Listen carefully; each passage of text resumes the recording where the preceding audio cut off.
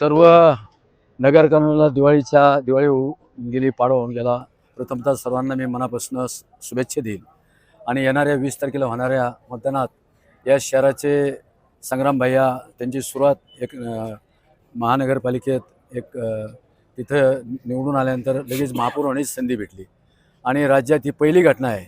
पहिल्यांदा महापौर झाल्यावर लगेच दुसऱ्यांदा लगेच महापौर झाले आणि लगेच महापौर दुसऱ्यांदा झाल्यानंतर लगेच विधानसभेवर ते गेले।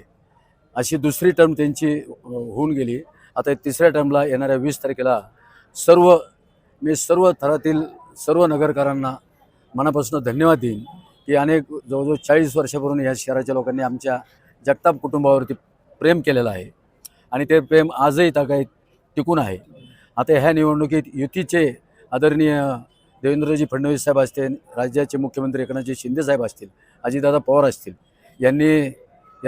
यांच्या मीटिंगमध्ये आम्हाला आधीच सांगून टाकलं होतं की तुम्ही तुमच्या कामाला लागा तिघाही नेत्यांनी। तर त्या पद्धतीने आपण आधीच जवळजवळ 3 महिन्यापासून प्रचाराला सुरुवात केलेली आणि सर्व रोज लोक बरोबर येत गेली।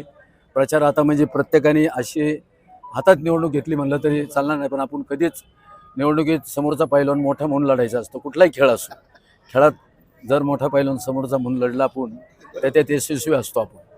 तर अशा पद्धतीने सर्व धर्मीय बरोबर आहेत आणि 20 तारखेला परत एक प्रगतीकडे शहर नेण्याकरता संग्राम भाईला विजय करावा। त्यांच्याकडे ते विजन आहे म्हणून एक जर ते विजन नसतं तर म्हणलं असतं बाबांनो गल्ल्यावर बसा। तर एक चांगली त्यांची पकड आहे, प्रत्येक विषयात चांगला अभ्यास आहे।